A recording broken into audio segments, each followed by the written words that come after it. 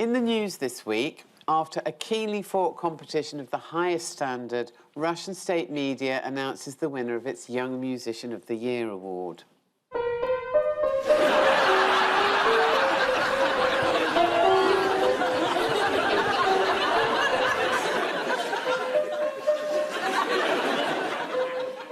In Westminster, Sue Gray gets so bored waiting to deliver her report, she consumes an entire box of liqueur chocolates.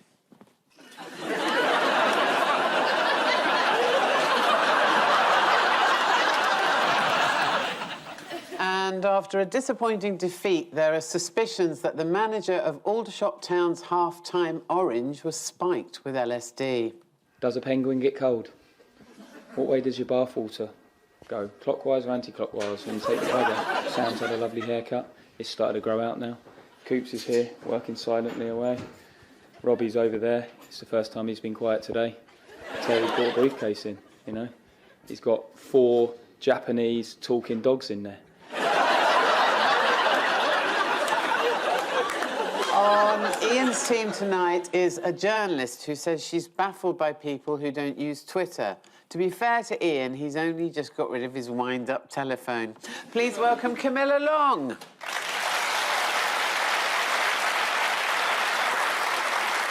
And on Paul's team tonight is a comedian who originally trained as an electrician, and with the massive increase in energy bills, we're already grateful to her for wiring up the studio to the next-door hospital's dialysis machine.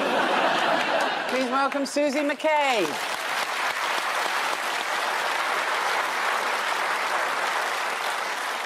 We begin with the bigger news stories of the week. Ian and Camilla, have a look at this. It's newspapers. Obviously got a big story in it. It's this one. And that's the leader of the Labour Party and her deputy. There's Gundy, or Randy, as he's known. Oh, that's him trying to do a straight line.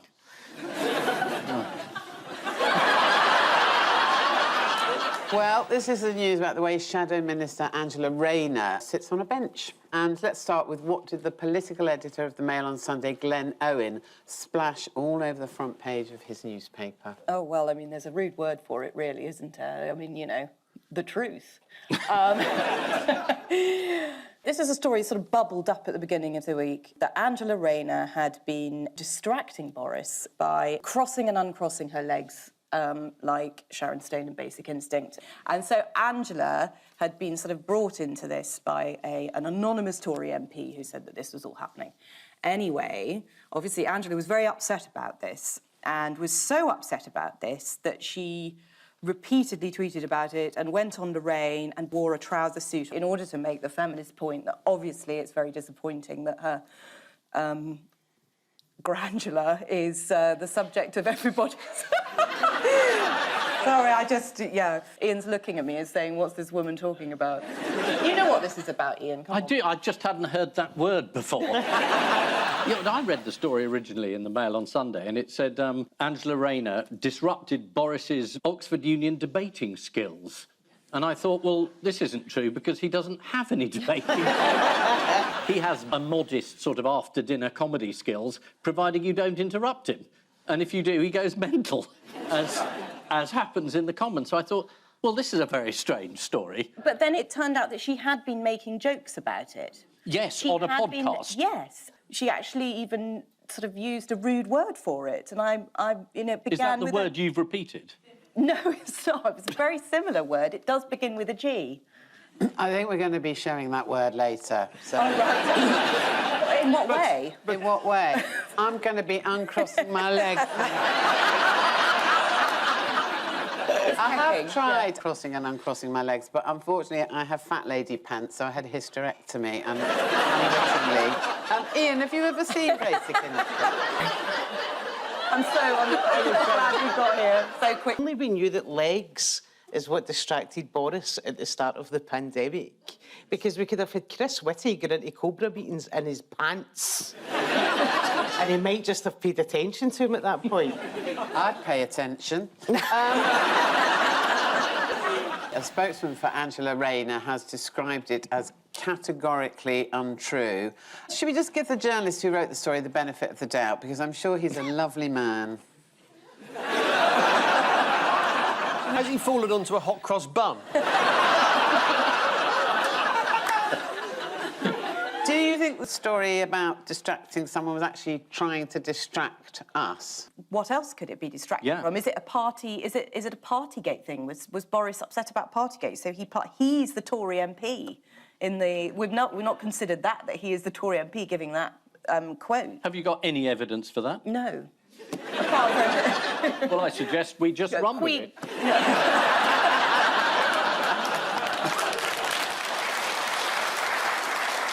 How did Boris Johnson actually react to the Mail on Sunday's story, then? He said what he was going to do. It's a quote from King Lear. I mean, I'm going to do such things, I don't know what they are, but they shall be the terrors of the earth. And because he's never really read anything properly, this is a pathetic scene where King Lear, who's a useless leader, is threatening revenge, which he then doesn't take.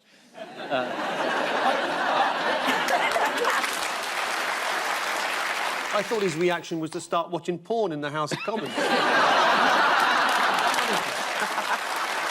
So Boris Johnson also reacted by sending out a tweet which said, as much as I disagree with Angela Rayner on almost every political issue, I respect her as a parliamentarian and deplore the misogyny directed at her anonymously today. And he wasn't the only person to respond. Shortly after the Prime Minister's tweet, Culture Secretary Nadine Dorries also issued a heartfelt sentiment, tweeting, as much as I disagree with Angela Rayner on almost every political issue, I respect her as a parliamentarian and deplore the misogyny directed at her anonymously today.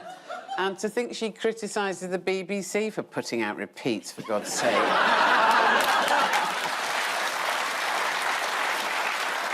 According to the Sunday Times, 56 MPs have been reported for sexual misconduct to the Independent Complaints and Grievance Scheme, including 3 cabinet ministers and 2 shadow ministers, in what is being called Pestminster scandal. Do you know who they are? Come on, Susie, you must have heard up in Scotland. Oh, yeah, because we're included in everything that happens down here. I could take a good guess, but we'd probably get done for slander.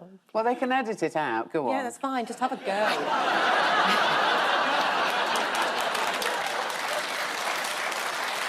The porn MP, there was one man who... I'm assuming it's a man. There was one man who 2 women... And get aroused while you're sharing that space with Boris, Gove and Rees-Mogg. You're probably a serial killer. I think that this MP was originally thought to be Ian Blackford looking at a photo of a pie. And, well, it's all a bit of a downer, isn't it? Let's cheer ourselves up with a burst of BBC daytime news. I've noticed a bee has come into these flowers, and isn't that magical? Was that worth going live to Trafalgar Square for that? So, everyone, what Dominic Raab giving a smile a go? I mean, I don't really want to, but fine. Well, here he is, talking about the cost of living crisis on Sky News. Turn away, Camilla. OK. Everyone yesterday at Cabinet was asked to come up with some bright ideas for the cost of living crisis. I'm just wondering what yours were, sitting at the head of the Justice Department. Look, I don't comment on the detail of what we discussed in Cabinet. OK, so I know why he's smiling. He's had his teeth done. I think he's smiling at the idea of them having some ideas about the cost of living. True. So, what other government initiative did one BBC newsreader have to unexpectedly announce? Let's listen to it. Yes. Yes. A senior government source says Boris Johnson has threatened to privatise the passport office if it can't clear backlogs and deliver better value for money. MPs heard yesterday that one woman waited more than 5 months for her daughter's passport. Mr Johnson is said to be horrified by the delays and said he would privatise the arse out of the organisation. Didn't they used to just have the face in the passport? Is that the normal way? I know either way you're not allowed to smile. OK, well, this is the Mail on Sunday story accusing Angela Rayner of trying to distract the Prime Minister. Lots of people have inadvertently done a Sharon Stone in the Commons, mainly when Keir Starmer's done a speech and bored the pants off them. According... Thanks, madam. It's Angela Rayner.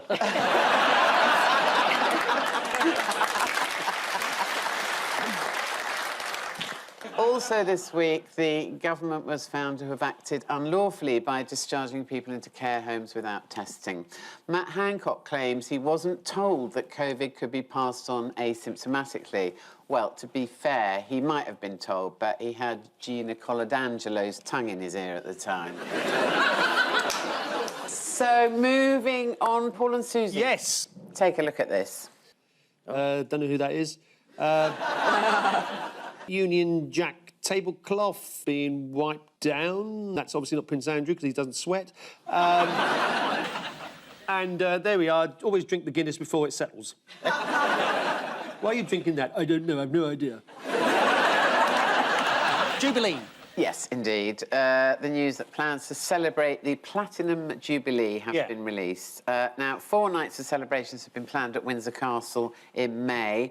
Which unlikely double act are set to host ITV's coverage of the event? Ant and Dec. Paul and Dean. Alan Titchmarsh and Tom Cruise.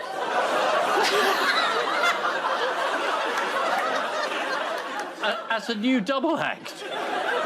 They're set to host one of the nights. That's a green room you'd want to be in, isn't it? Do you think Tom Cruise is obsessed with the Queen like Donald Trump is? And just wants to meet her, and the only way he can get to her is through Alan Titchmarsh? That creates an unfortunate image. There'll be a performance by Dame Helen Mirren. As the Queen? As Elizabeth I. Oh, sorry. Yeah. Catherine Jenkins will be doing a bit of singing. Anton Dec will be doing some talking. And there's also set to be a reenactment of the gunpowder plot. That could be quite a popular move, couldn't it? How long has she been on the throne that we go back to the gunpowder plot? Well, it'll be a nice memory for her. Remember when they tried to blow up your relatives? Happy 70 years. So that's May's celebration sorted. Who are they wheeling out on Jubilee weekend? So there's open-top buses for every decade that the Queen has been reigning over, and they are to be filled with national treasures, so nobody wants to be in the 1980s bus. I'm going to be in a national disgrace dust cart at the moment. Anyone want to join me? There's also pensioners going to be on mobility scooters dressed as flamingos. Yes. What an odd little island we are. The pensioners are going to do a fly past. Yeah! With Tom Cruise. This parade would also feature a 4-tier wedding cake baked by acrobats on the move, a trapeze artist suspended from a helium balloon bearing the 96-year-old's image, culminating in Ed Sheeran singing the national anthem. Is there going to be a plagiarism suit at the end of it? What's the good news about the Jubilee bank holiday? It's 4 days long. Yes, and certain places Pubs will are going be to stay open. Yes, that's Till 1 right. o'clock in the morning. Pubs will be open to 1 a.m, hooray. The bad news is that we probably won't be getting the proposed extra bank holiday every year, which is billed as a thank holiday. Or as the Tory MP who watched the porn. Well done. Well done for getting there before we've spared the innocent. We've spared the innocent. Where have Prince Edward and Sophie, Countess of Wessex, been? They've been to various places in the Caribbean. They have. They've been to the Caribbean. They've been facing protests and calls for reparations for their ancestors' involvement in slavery. One radio presenter in St Lucia asked, "What have we done to deserve this trip?" Adding, "It's not like they're high up in the royal family." What did they actually give the Prime Minister of St Lucia as a gift in an attempt to smooth everything over? A signed picture of themselves. Absolutely. And here he is, looking thrilled with it. Meanwhile, which Republican politician has emerged victorious this week? Macron. He has. Emmanuel. Have we finished the royal news? Yeah, Good. Yeah, we have. Okay. What about Andrew being stripped? No longer the Duke of York, is he? The freedom of York York, being that's it, taken yes, away yeah. from him. What can't he do in York now, then? He Sweat. can't- He can't sweat in York. Can't sweat in York. OK. So will he, do you think, be stripped of his title of Duke of York, then? No, this is just the town of York. The council Yeah. has made its plain. Only the City Queen- of York, surely. Oh, yes, city is... Yeah, it's got a minster, so... Oh, no, city. demote it to a town. Let's wind him up. York, you're shit, we all know it. Honestly, I've got... Hang on, I'm so going much- to York on my tour. I don't agree with that. So this is the Queen's Platinum Jubilee celebrations. The 4-day Jubilee celebrations at the start of June will feature celebrities including Cliff Richard, Alan Titchmarsh, Gok Wan, Torval and Dean and Ed Sheeran. Good grief, no wonder there's a last-minute rush for passports.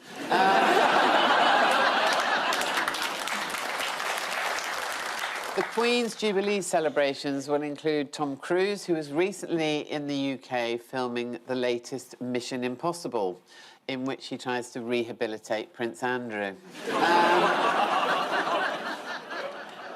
According to The Telegraph, it will be a celebration of multicultural society with real people telling their own stories, including those who came to Britain on Windrush, presumably via Zoom from wherever it is we've deported them to.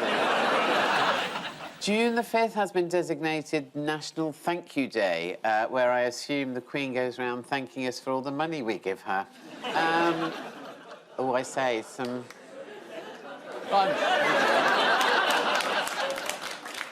And so to round two, the strengthometer of news. Fingers on buzzers, teams. Here's the first one. Yeah. Elon Musk has bought Twitter. Next one. Yes, he recently declared that Twitter is the digital town square where matters vital to the future of humanity are debated. Really? So let's have a look at some of this vital discussion. The first one. Yeah. For the record, I do wash my legs, but lots of people apparently don't. Well, lots of people apparently don't wash his legs. I think that was a question about, do you wash your legs in the shower, or do you just let the water kind of... Oh, I'd always prefer a bath myself. I like to wallow. Can't wallow in a shower. I think you're getting drawn into it, Paul. I think. No, the bath gets drawn into it. Are you Long on time since Twitter? the bath was drawn. Oh, doesn't your footman do that for you? I'll set Would him you up. like me to just draw put you them a in. bath, Mr Hislop? No, I prefer a real one, thank you very much. OK, another tweet for Another you. tweet. Just catching up on Hignify, and I'm pretty sure Ian Hislop's tie has monkeys on it. That's not a tweet from now, Ian.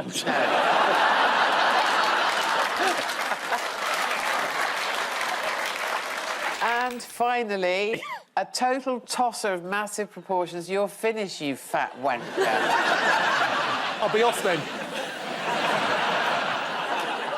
That's the sort of free speech we're after, is it? Yeah. But he's going to add an edit button, isn't he? That's his big thing, which will change Twitter.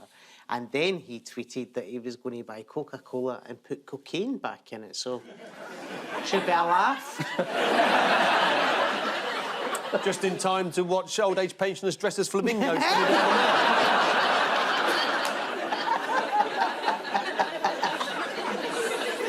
So, What I don't understand is why he's so rich. Well, he set up PayPal. Oh, right. I suspect he's probably quite good at money. I'm not entirely sure what PayPal is. It's a kind of postal order, Ian.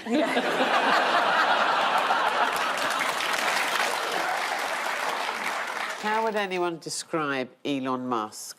I think it's fascinating, don't you? I thought he was some sort of scented candle for years.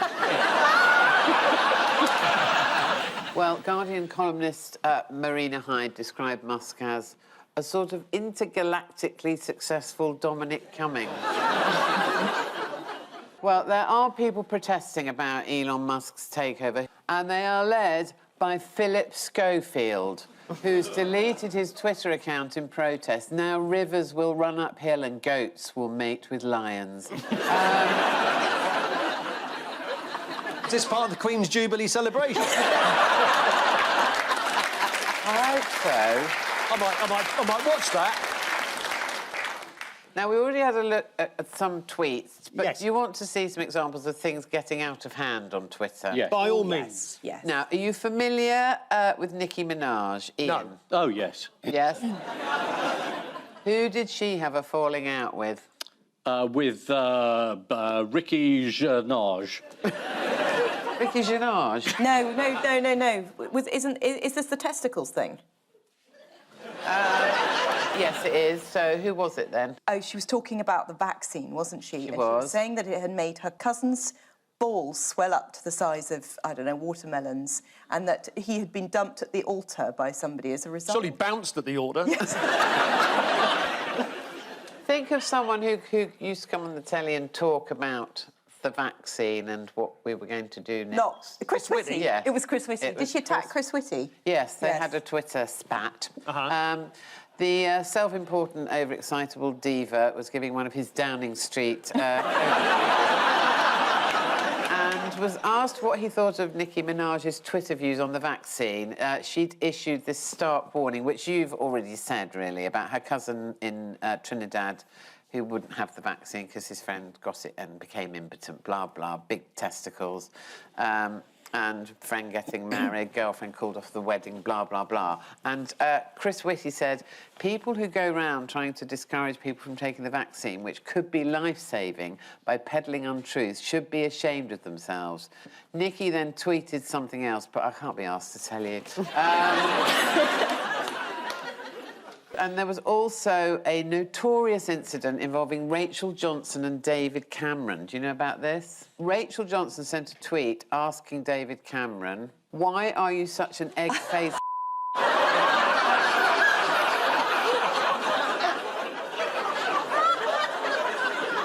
I think we should make it clear that Rachel Johnson's account had been hacked. By me.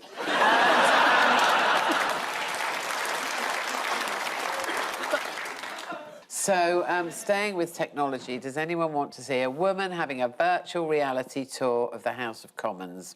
She accidentally took a wrong turn and ended up in Jacob Rees-Mogg's personal dressing room. Here we go. I'll have a go with it. Yeah, you can have a go. Oh my God! Oh! Oh dear! Oh! Oh!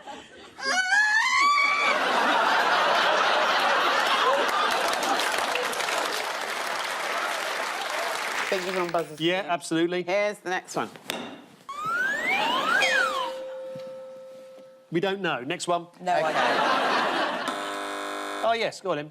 Is this the town of Bromyard wanted to invert the D to make them look a bit hipster and cool? Oh, that's a cool thing to do, is it? Apparently so. It'll look good in the rear view mirror because that's where tourists are going to see it, isn't it? The town has been given £90,000 to spend in a bid to attract more tourists. Local resident Bill Potter said, this town has always been a bit backwards and these designs will make us a laughing stock.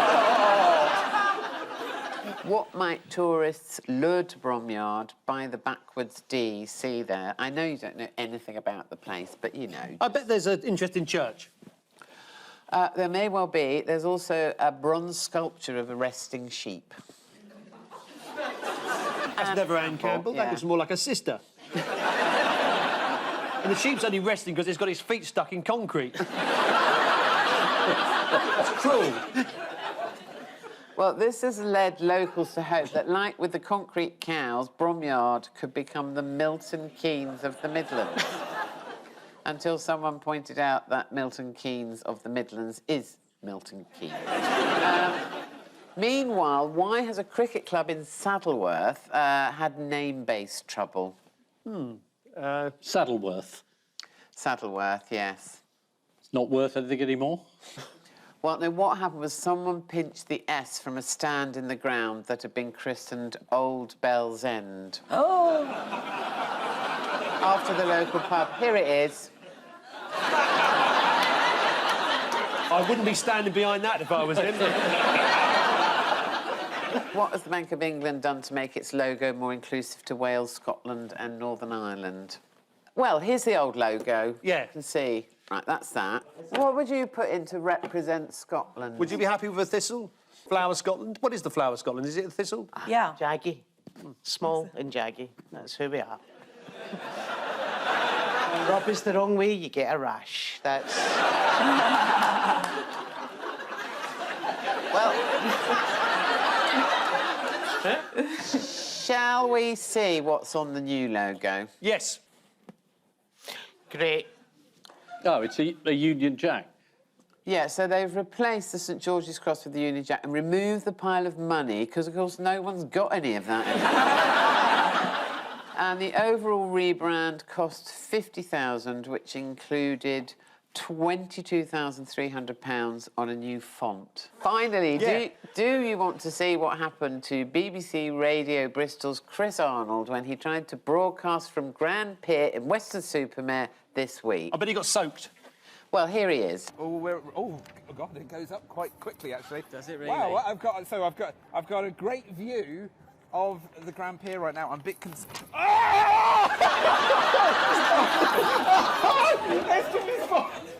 Yeah, that was a bit of a shock, David. Oh, it really does free fall. Actually, it's not like. Fingers on Buzz's team. OK. This is one of the earlier kings of Britain, King Bugs of Bunny. And he ate a huge number of carrots. And there's been an archaeological dig in York, and they found the remains of the king and a bit of a carrot, which proves that he always ate carrots. He could see in the dark, and thus he overcame the Normans.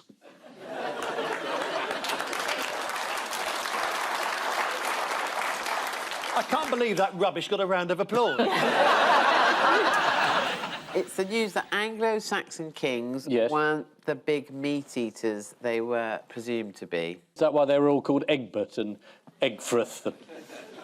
That should get a round of... No, all right. Thank you, Angela Rayner.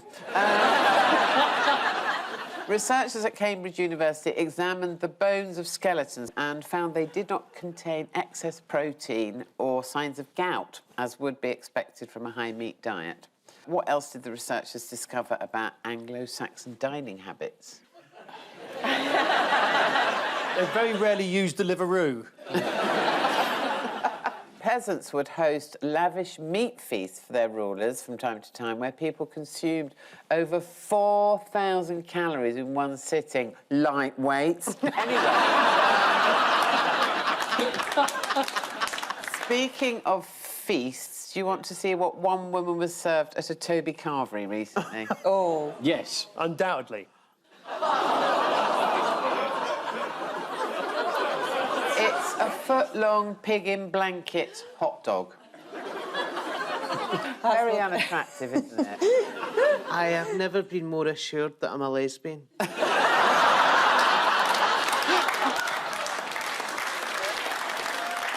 Don't you like bread? I'm off it. Researchers found that Anglo-Saxon kings were mostly vegetarians, although one king did love eating roast chicken. That's why they called him Ethelred the Oven Ready. Although mostly vegetarian, the rulers would occasionally host a banquet where they'd consume huge quantities of meat, fish, cheese, honey and ale. Although King Alfred insisted that it was a work event.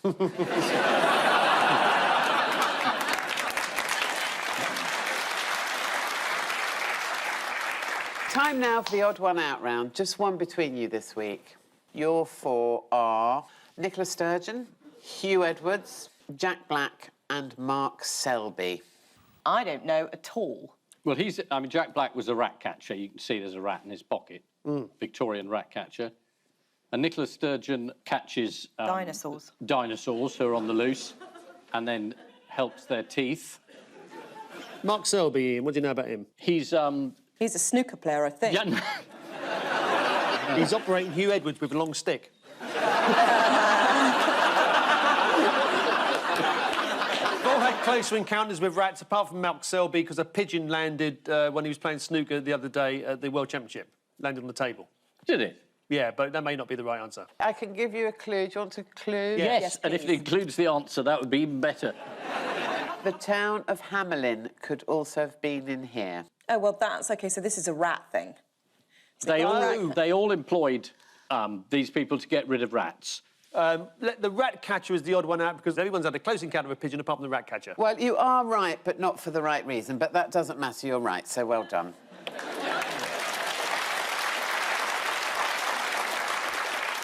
So they've all suffered from unwelcome pests, apart from Jack Black, who turned unwelcome pests into pets. Before turning his hand to breeding domestic rats, Jack Black was said to be the most skilled rat catcher in the whole of London. How did he actually go about catching them? He attracted them with spices or something. He used to dab Elon Musk behind his ears.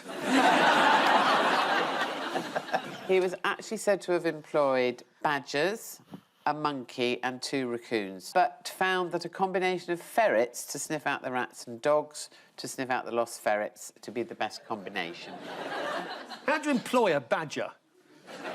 Want more money? Just do it. More money. 0 hours contract. Just get down the bloody hole. So what were the dangers of the job? It's a set rate.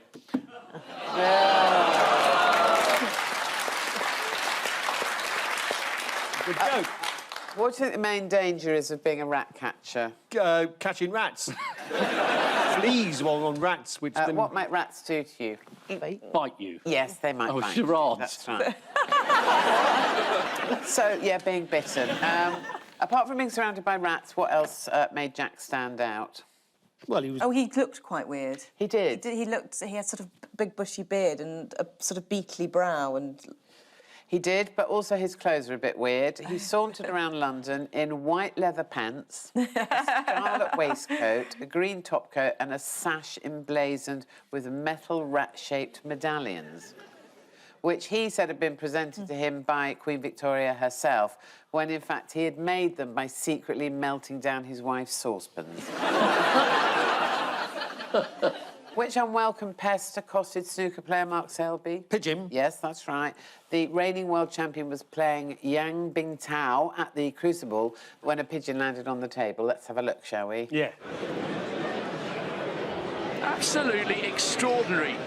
It looked for a moment as though Yan Bingtao had a towel thrown towards him, but it wasn't a towel, it was the arrival of an unwanted feathered friend. Absolutely incredible. Well, as we heard there, the arrival of the pigeon proved incredibly exciting for snooker commentators. But what did Eurosport's Dominic Dale have to say about the incident? Well, he had a sparkling anecdote of his own. I saw a sparrow once at the Welsh Open a few years ago, but never a pigeon here at the Crucible. Who or what has been plaguing Hugh Edwards, among others? You mentioned them earlier when you were talking about rats. Rats? Oh, fleas. Yeah. He's got fleas? Well, according to The Sun, the BBC News studios are under attack from an army of fleas. Well, it might explain this. Sober David, the Liberal Democrat MP. Excuse me, I'm about to sleep. I think I've got away with it. And finally, what unwelcome visitor has Nicola Sturgeon had to deal with? Alex Salmond. Holyrood Palace, where the Scottish Parliament sits, has been plagued by moths after a number of Scottish MPs opened their wallets at the same time. Is that all right? Aye. Sorry. And the building has also suffered invasions of birds and rodents. And in the past 4 years has racked up a £25,000 bill on pest control. Scott's Nat Christine Graham said she saw mice flaunting themselves in broad daylight. Listen, if that's all we've got to worry about in our parliament, that's all right. They've all suffered from unwelcome pests, apart from Jack Black, who turned unwelcome pests into pets. A pigeon invaded the World Snooker Championships at the Crucible, causing chaos. As it flapped around the audience, it woke several people up. Time now for the Missing Words Round, which this week features as its guest publication Pub History Society, a magazine promoting the heritage of British pubs and the people connected with them. The very latest edition is Outside Now. And we start with Watt says Watt was one of the best things he's ever done. Oh, yes, I saw this. Resigning, says Prime Minister. Tom Pyrex says eating his own weight in guacamole was one of the best things he's ever done. The answer is Adrian Chiles says installing a urinal in his flat was one of the best things he's ever done. Adrian Chiles says the urinal in his flat sits beneath a stained glass window. It was just a glass window when he installed Next. Odd snoring-like noises turned out to be what? Sexually satisfied Tories. Odd snoring-like noises turned out to be hibernating bears. Oh. So, a family in California was stunned to find out strange noises they had heard coming from some hibernating bears underneath their house. The owners of the house first became suspicious when they came home and noticed someone had been eating their porridge. OK, next. Unsuspecting wedding guests served what? Divorce papers? Yes. Bootlaces in tomato sauce. It's got to be served cakes laced with cannabis. That's always the story, isn't it? Paul, I'm going to give you that because you're virtually right there. Well done. It's actually unsuspecting wedding guests served lasagna laced with cannabis. This is a wedding in America after which the bride was arrested on suspicion of lacing the meal with cannabis. You know the old saying, something old, something new, something borrowed, something that will get you off your tits. Next, the most famous incident connected with a pub was probably when what? Ian bought a round. They're clapping. The idea I'd go in a pub with you. Exactly. Very idea. Well, the answer is it was probably when a male coach was attacked by a lion. Wow. This is from an article, yes, in the newsletter of the Pub History Society, which details the event in 1816 in which pubgoers arriving at an inn were set upon by a lion. OK, next. Woman what for 20 minutes after trying to what? Woman fainted for 20 minutes after trying to believe that Ian bought a round at a pub. Woman inflates her own tights for 20 minutes after trying to persuade her husband to blow in her ear. Woman gets stuck in toilet for 20 minutes after trying to rescue phone. A woman in Washington State attempted to rescue her phone that fell into the pit of an outhouse toilet by tying herself to the toilet using dog leads and reaching in. Unsurprisingly, they gave way and the woman fell head first into it. She literally got shit-faced. And finally, UK's first what to be trialled in Scotland? Is it Witch Hunt? Oh, we're going dark. So I give you a clue? Oh, yeah, why not? It's the last one. It's a vehicle of some sort. A driverless car. Driverless train. In between a car and a train. Goes on the road. Lorry. Tram. Oh, it's a fucking bus, for God's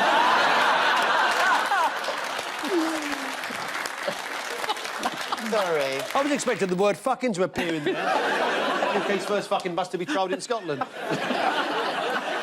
Anyway... Is this a request stop? It is now. Hey! You want to go up the dual carriageway? Yeah. So the final scores are Ian and Camilla have 3 and Paul and Susie have 7.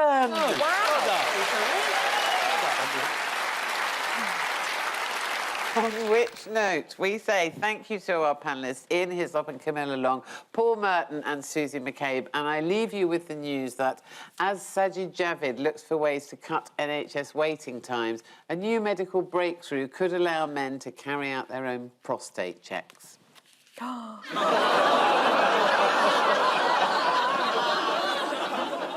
At a party in London, Prince Andrew's plan to attend royal events in disguise gets off to a promising start.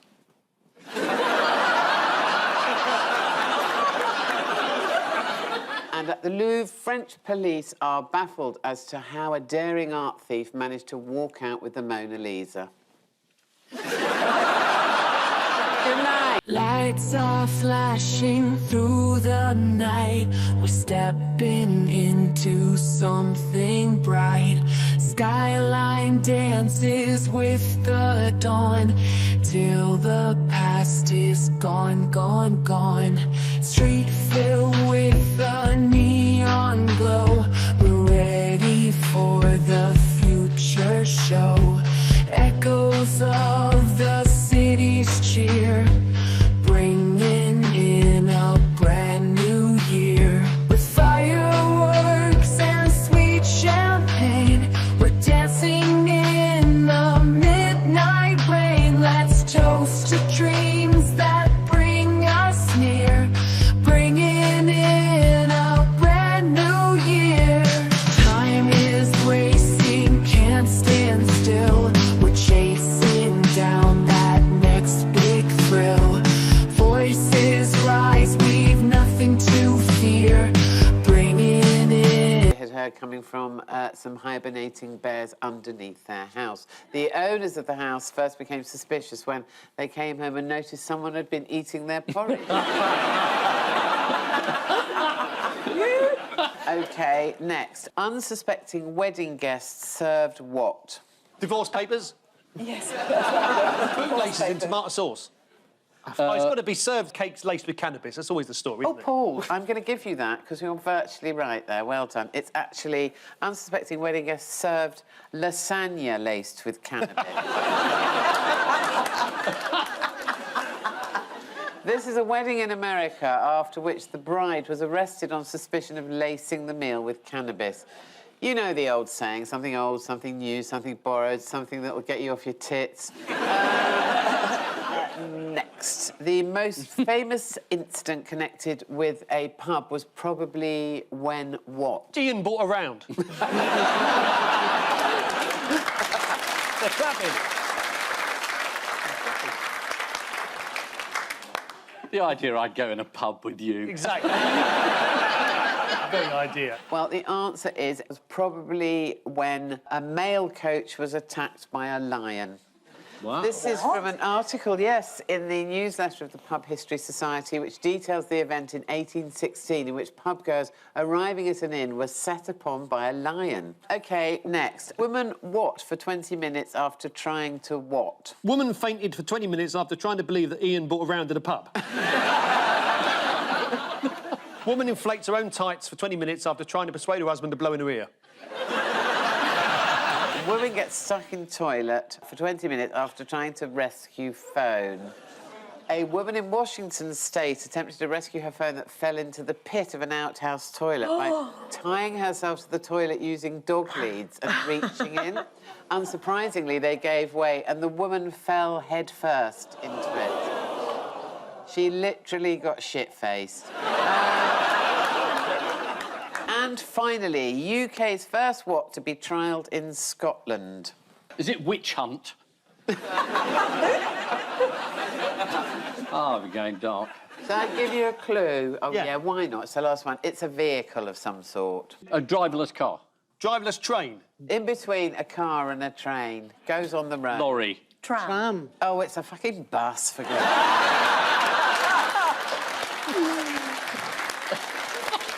Sorry. I was expecting the word fucking to appear in there. UK's first fucking bus to be trialled in Scotland. Anyway... Is this a request stop? It is now. want to go up the dual carriageway? So the final scores are Ian and Camilla have 3, and Paul and Susie have 7.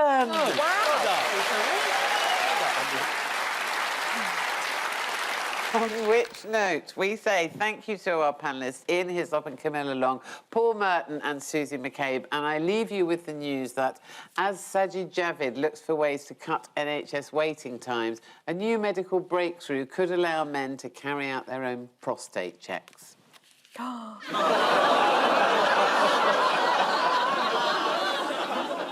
At a party in London, Prince Andrew's plan to attend royal events in disguise gets off to a promising start.